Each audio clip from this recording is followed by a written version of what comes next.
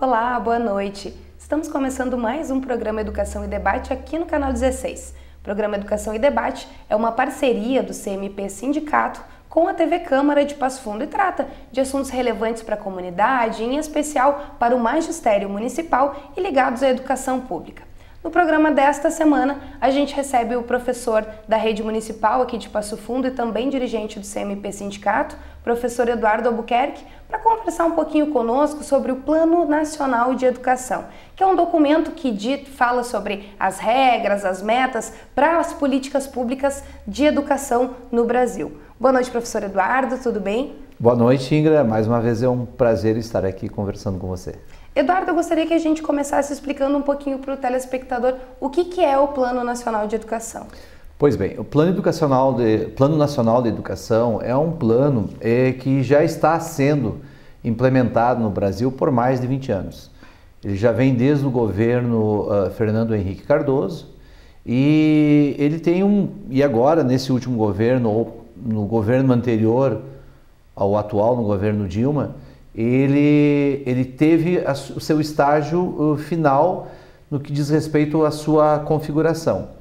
Em 2015 foi aprovado o Plano Nacional de Educação e também foram aprovados os planos municipais e estaduais de educação. Esse é um plano que reúne 20 metas com todas as perspectivas da educação para 20 anos. Então nós temos ali metas que tratam desde a educação infantil, a educação profissional, a educação superior, ensino médio, direitos dos educadores, investimento na educação.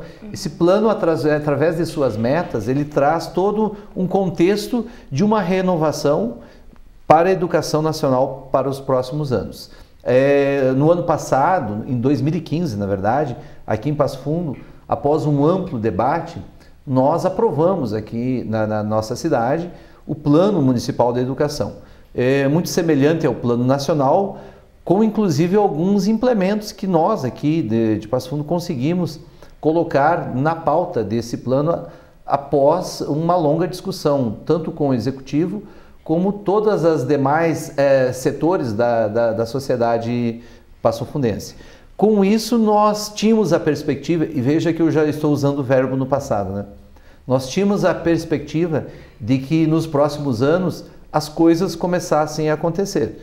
Tanto é que nós formamos um Fórum Municipal de Educação, que é o instituto encarregado de controlar e de acompanhar a implementação desse plano municipal. Nós estamos na fase de organização desse fórum, só que, entretanto, né, Ingra, nós estamos hoje vivendo no Brasil um momento de total incerteza, onde nós não sabemos exatamente se esse plano nacional e os planos municipais e estaduais, construídos com tanta dedicação por todos os setores, ele de fato venha se configurar em algo que possa contribuir para a educação. Porque as reformas que já tivemos, por exemplo, em reforma do ensino médio, eu acho que depois a gente vai ter um momento para poder explorar um pouquinho mais. Essa reforma ela já desconfigurou o plano nacional e os planos municipais. Esse é o atual cenário, então, desses documentos, pode-se dizer que está meio desconfigurado, assim? Na verdade, sim. É um tanto quanto pessimista fazer essa afirmação, mas não há outra leitura no momento desse cenário com relação aos planos do que essa. Se você acompanhar, ou qualquer um dos telespectadores acompanharem, através dos noticiários, através da mídia, você observa que pouco ou quase nada se fala sobre o Plano Nacional de Educação. Ele foi completamente esquecido. O governo atual ele não tem nenhum interesse nesse plano, porque era um plano de fato que exigia e exige do governante um alto investimento na educação. Ele exige que a educação seja colocada como prioridade. E a nossa leitura ela é muito clara com relação a isso. Nós estamos hoje num período onde o plano ele está num momento de estagnação, talvez até num possível abandono, isso em nível nacional, E o que nós temos hoje, na verdade, são as realidades municipais, onde, como eu te disse, fóruns estão sendo organizados, a sociedade não se desmobilizou e está bem mais próxima do gestor, e onde nós estamos tendo a oportunidade de fazer as devidas cobranças com relação ao plano. Mas isso também é uma perspectiva futura, porque até agora nada aconteceu em relação das 20 metas que foram propostas. Isso que eu ia te perguntar, assim, qual que é o cenário dessas metas? Alguma já teve andamento, teve algum avanço, ou realmente está estagnado e não teve avanço em nenhum momento desde a aprovação desse documento? Não, nenhuma meta foi implementada. O plano ele prevê uma implementação gradativa de suas metas. Bom, vou te dar um exemplo. A educação infantil havia uma meta para 2016. Era de que as crianças de 3 a 5 anos estivessem 100% já matriculadas nas escolas de educação infantil. Isso deveria ser a realidade já de 2016. Universalizar as crianças de 3 a 5 anos.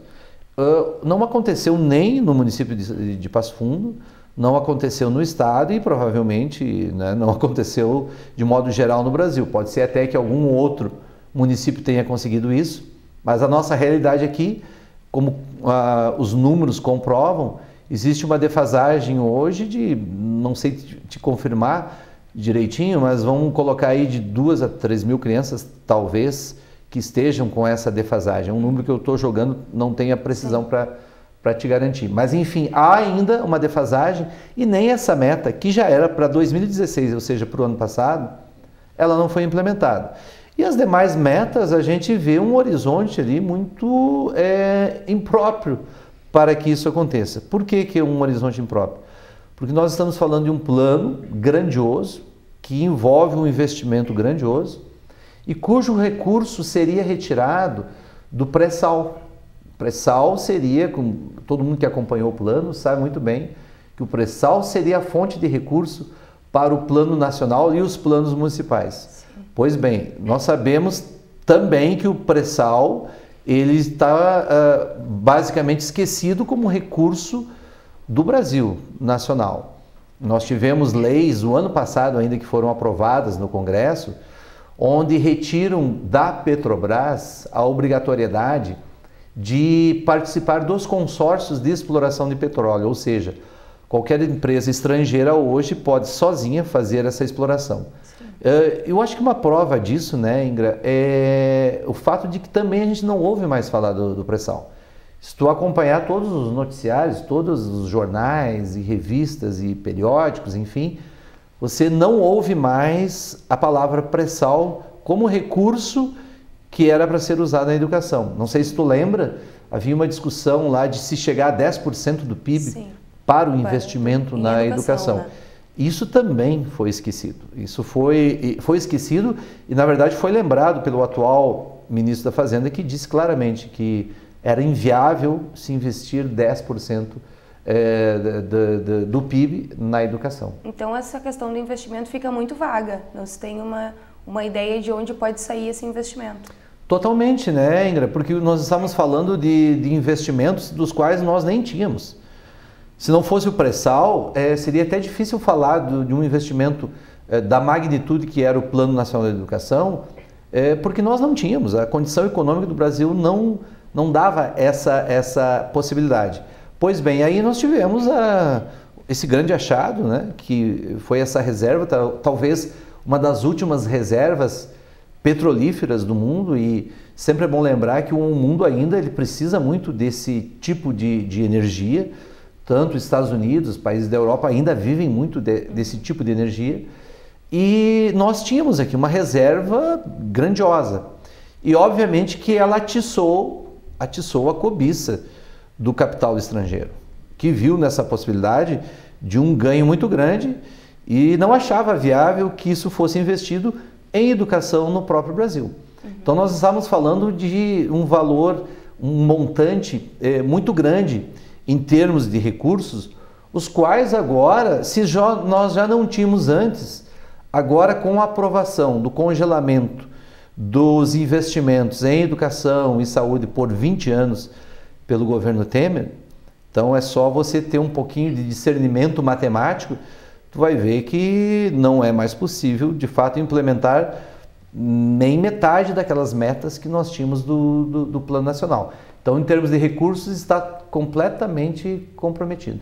Antes, quando você se referia às reformas propostas pelo governo federal, a gente tem aí a reforma da Previdência, a questão das terceirizações, reforma do ensino médio também. Eu gostaria de saber como que essas reformas, essas mudanças podem afetar no Plano Nacional de Educação, de que maneira que acontece essa interferência na aprovação de alguns projetos nesse plano que dita as metas para a educação. Olha, elas afetam de todas as maneiras. Eu vou tentar te trazer alguns exemplos para que possa ser um pouquinho mais didático essa explicação. Vamos pegar, por exemplo, a questão da formação do professor. No Plano Nacional da Educação e nos municipais, nós tínhamos lá itens onde contemplava a formação inicial do professor, que deveria passar por uma licenciatura, possivelmente uma pós-graduação, um mestrado, quem sabe, e falava também numa formação continuada, que é aquela formação que é dada pelos gestores municipais e estaduais e particulares, falava também nisso. Ela normatizava todas essas questões de formação inicial, formação continuada. Pois bem, o projeto do ensino médio, para você ter uma ideia, trouxe num dos seus artigos a presença da figura do profissional de notório saber. Veja bem o que nós estamos falando. O que seria exatamente? Profissional de notório saber foi uma instituição da reforma do ensino médio que diz o seguinte, que qualquer pessoa, desde que graduada, ela pode entrar numa sala de aula, desde que ela tenha o devido conhecimento daquela matéria para a qual ela se propõe lecionar. Vou te dar um exemplo que é muito característico. Vamos pegar um professor de matemática, um profissional da área de economia. Okay. Ele não fez licenciatura, mas ele fez economia, teve algumas noções de matemática, e talvez ele seja bom em matemática. Mas lembre-se, ele só conhece a matemática, mas ele não é um professor, ele não é um profissional de sala de aula. Pois bem, esse profissional, ele poderá ser sim contratado, tanto pelas redes particulares, como pelas redes municipais e estaduais de educação, para entrar na sala de aula e ministrar matemática, já que ele, de uma forma empírica, ele domina a matemática. Essa é a figura do profissional do notório saber. É um profissional que ele não tem a formação inicial, ou seja, 3, 4 anos de formação na área de licenciatura ou pedagogia. Ele não tem nenhum recurso, não fez uma pós-graduação sequer, de repente na área de licenciatura ou de pedagogia. Então nós estamos falando de uma pessoa que apenas tem um conhecimento, mas ele não é da área. É como se eu, por exemplo, professor de inglês, por conhecer bastante a medicina e ser um ávido leitor da área de medicina, eu queira daqui uns dias, quem sabe, abrir um consultório e passar algumas consultas. Uma coisa absolutamente inviável e impensável. Que em outras profissões seria inaceitável. E na nossa está sendo aceita. Imagine um profissional da área do direito, eu por gostar do direito, de repente, e ter um bom conhecimento e ter lido todas as obras do direito, eu vou começar a defender, ter clientes e abrir um escritório, eu seria execrado, e justamente porque eu não tenho a habilitação, o mesmo caminho percorrido pelos profissionais que passaram ou pela faculdade de medicina ou de direito. Mas o inverso vai acontecer. Um advogado pode, sem ter passado um dia sequer numa aula de preparação de licenciatura ou pedagogia, vai poder entrar na sala de aula. Um médico vai poder, um contador, enfim, qualquer profissional que tenha uma graduação e tiver algum conhecimento empírico de alguma disciplina, seja ela matemática, português, geografia, história, inglês, ele vai poder participar, ou seja, contraria completamente o Plano Nacional, já destrói 2 ou 3 metas do Plano Nacional de Educação. Esse é um dos exemplos, e nós temos outros exemplos. A questão da terceirização vem de encontro ao Plano Nacional de Educação, a própria reforma previdenciária, e o que dizer da reforma trabalhista, né? A reforma trabalhista sim ataca várias metas que falam dos direitos dos trabalhadores da educação. Tá certo, professor Eduardo Albuquerque, vou pedir uma licencinha para você.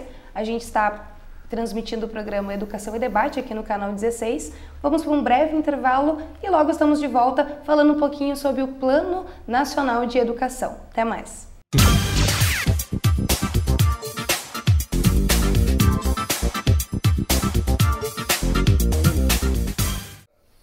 Boa noite, estamos de volta com o programa Educação e Debate aqui no canal 16. Programa Educação e Debate, que é uma parceria entre o CMP Sindicato, que é o Sindicato dos Professores Municipais aqui de Passo Fundo, e a TV Câmara, e que trata de assuntos ligados à educação pública, aos professores da rede municipal e outros assuntos importantes para a comunidade de Passo Fundo. No programa dessa semana, a gente recebe o professor da rede municipal e também dirigente do CMP Sindicato, professor Eduardo Albuquerque, que está conversando um pouquinho com a gente sobre o Plano Nacional de Educação. Eduardo, na nossa fala no outro bloco, foi perceptível que existe uma grande possibilidade de que sim, o PNE seja abandonado. Caso esse documento ele não seja posto em prática, quais as consequências que isso pode trazer para a educação brasileira? Bom, nós temos que levar em consideração, né, Ingra, primeiro o contexto atual que nós estamos vivendo. Nós já tivemos a aprovação de uma lei do ensino médio. E essa lei do ensino médio ela é bem mais abrangente que tão somente o ensino médio. Ela afeta outros setores da educação no Brasil. Ali nós tivemos um mini Plano Nacional de Educação aprovado em questão de um mês, 1 ou 2 meses. Esse plano que nós estamos há 20 anos construindo, e me parece que esse é o caminho, né, correto, né, da educação, que ela seja construída, e tínhamos chegado a um acordo, afinal já havia um plano aprovado nacionalmente, havia planos municipais e estaduais aprovados, e aí você tem uma lei que em questão de 1 ou 2 meses ela é aprovada e que muda completamente o cenário.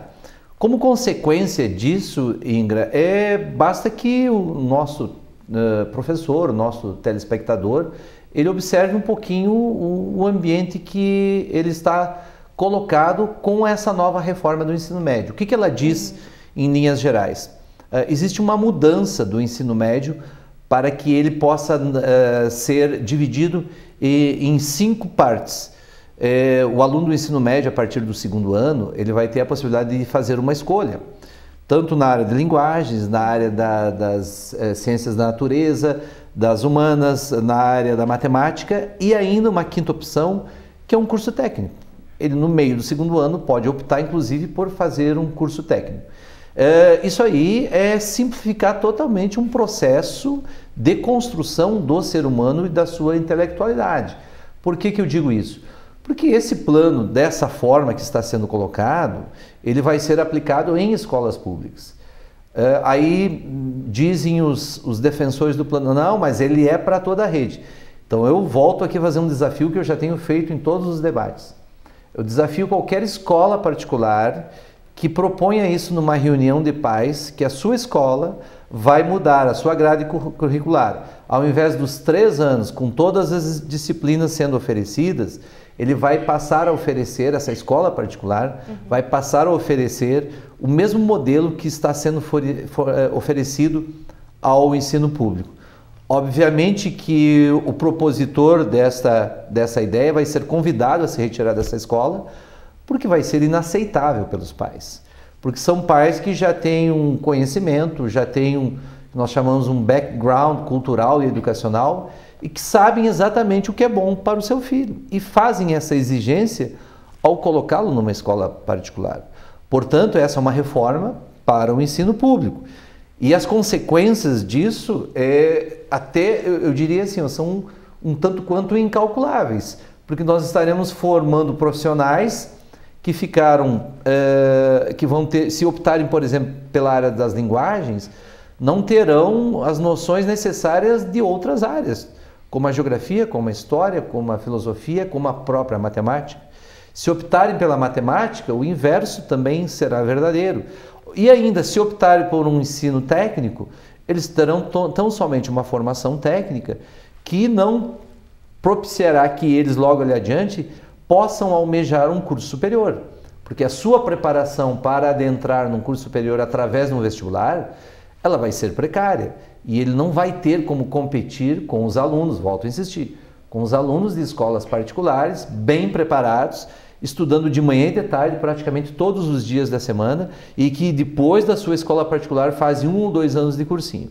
Quem é que vai conseguir as vagas e as melhores vagas nos melhores cursos, tanto em escolas particulares como faculdades particulares como faculdades públicas? Novamente vai ser aquele aluno das escolas de particulares. Nós vamos criar, na verdade, vamos reforçar o que a literatura já fala, no dualismo da educação.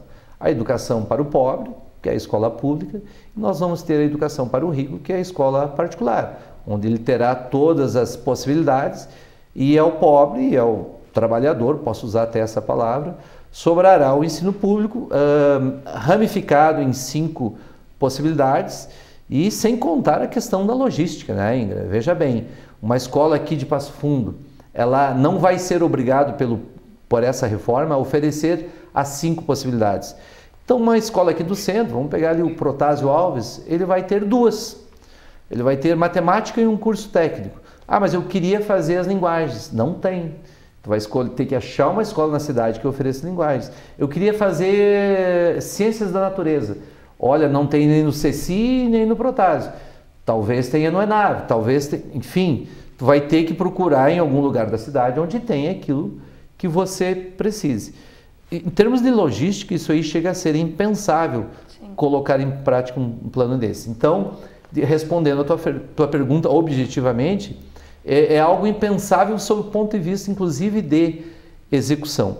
E, obviamente, que como resultados é o que eu acabei de dizer, nós vamos acentuar o abismo existente hoje em relação à educação e determinadas classes sociais. Isso aí é inegável essa questão.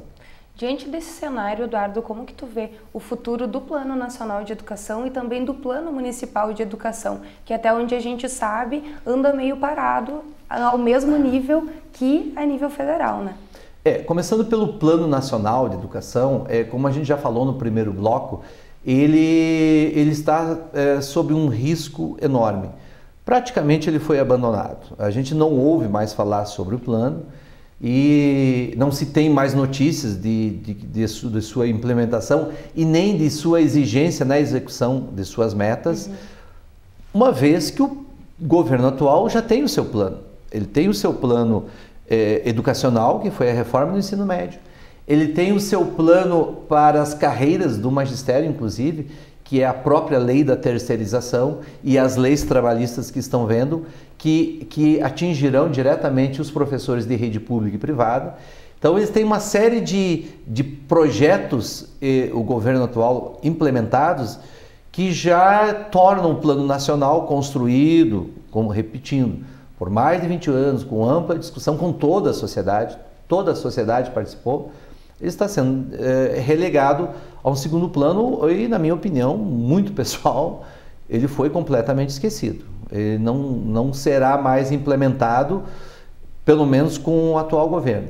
Em termos de município, aí nós temos um outro problema, porque se o ente federativo, ou seja, a federação, já não liga mais para um plano, que é um plano oneroso, que dirá o município, que estão sempre de pires na mão, pedindo verbas, como é que esse município vai fazer a implementação desse plano? Se da própria federação os recursos para o próprio plano talvez sejam minguados. Então nós temos 2 problemas muito sérios, o problema regional, o enfrentamento com os municípios, e o problema nacional. Eu avalio que a possibilidade de que nós tenhamos algum sucesso em algumas metas vai ir da organização dos professores, dos profissionais da área de educação e da sua mobilização.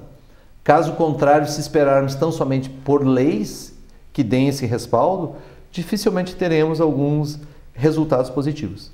Falando em organização do magistério, Eduardo, há pouco já esteve a negociação da database, que é uma situação que acontece anualmente e que acaba juntando a categoria para discutir o índice do reajuste. Eu queria saber de ti como que está a atual situação, qual é o cenário da categoria dos professores municipais aqui de Passo Fundo, levando em consideração que existe uma greve geral programada para o dia 28 de abril. O nosso programa ele está sendo gravado antes dessa data, então existe uma greve geral onde onde muitas categorias sinalizam paralisar as suas atividades contra essas reformas, reforma da Previdência, reforma trabalhista, do ensino médio, também as terceirizações, e que a gente acabou falando desses assuntos durante todo o nosso programa. Qual que é o cenário dos professores municipais hoje em Passo Fundo? Pois bem, quero retomar a questão da negociação salarial. Veja bem, essa é uma das metas do Plano Nacional de Educação e Plano Estadual Municipal. Ela diz o seguinte, que a data base do magistério é no mês de janeiro. Nós temos o mês de janeiro como data base. Aqui em Passo Fundo, nós negociamos no mês de março, nós temos 2 meses de atraso. E negociamos com todos os demais colegas das outras secretarias, o que torna sempre a negociação difícil. Porque os professores têm um interesse específico.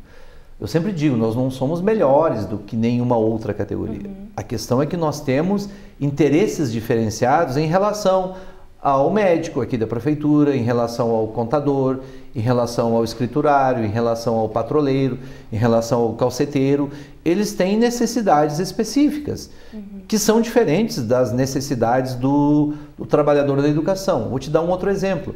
Hora-atividade. Hora-atividade é um elemento que está presente tão somente no plano de carreira do magistério. Outros profissionais de outras áreas não contam com essa possibilidade. O que é a hora-atividade? Exatamente. Hora-atividade é aquela parte da jornada. Por exemplo, tu é contratado na prefeitura aqui por 20 horas. Dessas 20 horas, tu tem em torno de 13 horas e alguma coisa, quase 14 horas, para que você fique em sala de aula. E as outras 6 e pouco, é para que você possa fazer a preparação para essas 13 horas. Por que isso é importante para o trabalhador do magistério? Porque se tu não tiver isso e tu for contratado por 20 horas e tu for 20 horas para a sala de aula, quando é que tu vai corrigir prova? Quando é que tu vai preparar a prova? Quando é que tu vai se reunir com pais?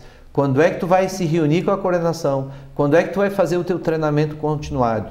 Fora da tua jornada, ou seja, tu estaria trabalhando não 20 horas, tu receberia por 20, mas tu trabalha 30, talvez até mais horas semanais, justamente por não ter a hora-atividade.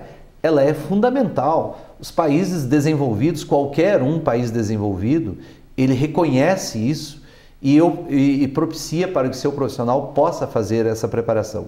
Porque se tu não tiver essa preparação, né, Ingra, tu vai comprometer os teus finais de semana, e quem é professor e quem é o esposo ou esposa de professor sabe do que eu estou falando. A tua vida fica completamente comprometida. Compromete inclusive a qualidade das aulas, né? A qualidade das aulas, porque tu não tem um tempo disponível nem para pesquisa, muito menos para a preparação adequada. Então nós temos aí uma outra questão que não diz respeito às demais categorias. Por isso que nós, do magistério, nós estamos muito conscientes da necessidade de que, a partir desse ano, nós possamos e devemos negociar tão somente as nossas questões. Com todo respeito às demais categorias, mas nós temos peculiaridades que dizem respeito tão somente ao dia a dia da sala de aula e que não podemos misturar com problemas dos demais colegas. E aí nós temos aqueles problemas normalmente que se tem em assembleias e discussões que na verdade não levam a nada. Né? Sim, só voltando à hora-atividade rapidinho, como que está essa situação no município agora? Ela está regularizada? A hora-atividade é 33%, se não me engano, que dita o Plano Nacional de Educação? O Plano Nacional de Educação e o municipal falam em 33% da jornada. Sim. Entretanto, o município aqui, ele ainda, apesar de ele manter na maioria das escolas os 33%, no nosso estatuto está 20%. Então, para efeitos legais, ainda é 20%, ou seja, ali adiante o governo, se ele achar conveniente, ele pode cortar e voltar a ser 20%. Essa é uma demanda nossa, inclusive, que a gente tem exigido do governo municipal, que ele cumpra e passe no nosso estatuto também para 33%. Tá certo, professor Eduardo Albuquerque, infelizmente o nosso programa já está encerrando. Gostaria de agradecer a sua presença hoje, falando um pouquinho sobre o Plano Nacional de Educação, também sobre o Plano Municipal de Educação. Eu que agradeço, Ingrid. Como você falou, nós estamos em meio a uma greve geral Não sei se esse nosso programa será veiculado antes do dia 28 de abril, mas se for antes, convocamos a todos os professores, trabalhadores na educação que se façam presente dia 28 de abril nas ruas para fazer esse protesto. E se passar depois, fica o convite que teremos mais mobilizações, possivelmente ainda nos próximos meses. Muito obrigado e uma boa noite a todos. Muito obrigada, então, professor Eduardo. A gente encerra o programa Educação e Debate dessa semana, falando um pouquinho sobre o Plano Nacional de Educação, também o Plano Municipal de Educação e as reformas propostas pelo governo federal. A gente volta na próxima semana com mais programa Educação e Debate, que é uma parceria do CMP Sindicato com a TV Câmara aqui de Passo Fundo. Até a próxima semana, fique com mais programação de qualidade aqui da TV Câmara. Boa noite e até mais.